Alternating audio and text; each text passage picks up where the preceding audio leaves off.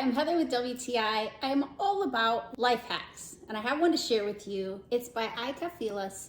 This is compatible with your Vertuo Next, and it's ideal for when you run out of coffee pods or if you'd like to make your own from your coffee grounds. So if you have a favorite one, no problem, you can pop it in here. If you happen to have a bean that you would like to grind up and use in your Nespresso machine, you can sure do that now, thanks to Cafilas. Very, very simple.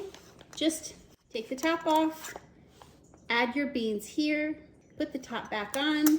I save one of my leftover pods in order to pop this down inside of the pod. The reason for that is the barcode down here needs to be read by the Nespresso machine in order to get a proper tasting coffee. I gotta say, this makes it taste a lot like an Americano.